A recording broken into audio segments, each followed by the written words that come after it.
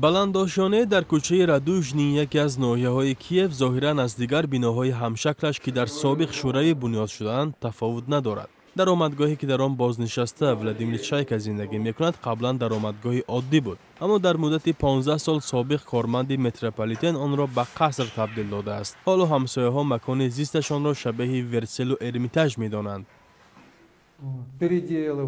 می ساختم و می کندم. حتی چنین می شد که از رخت خوابم بلند می شدم و می کندم. فکر می کردم که به این شکل درست نیست. انا این سقف را من 4 بار تغییر دادم.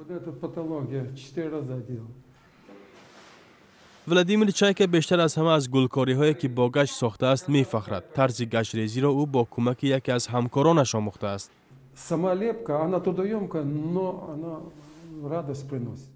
گچکاری خیلی مشکل اما راحت بخش است. شما تصور میکنید وقتی من قالب ریزی میکنم منتظر میمونم که آن خشک میشود. وقتی آن را رنگ میکنی رنگارنگ میشد و رنگها به بازی میدرآیند.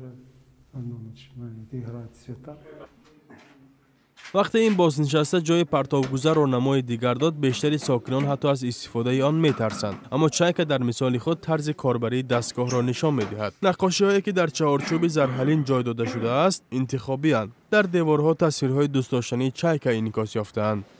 بعضی‌ها مسئول کار چایکا را نگارش بی‌هنرانه می‌دانند.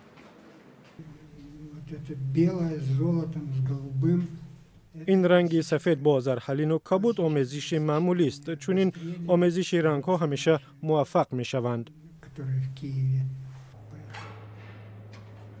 اما با این همه درآمدگاه منزل زیست این بازنشسته به مکان جلب سیاحان تبدیل شده است.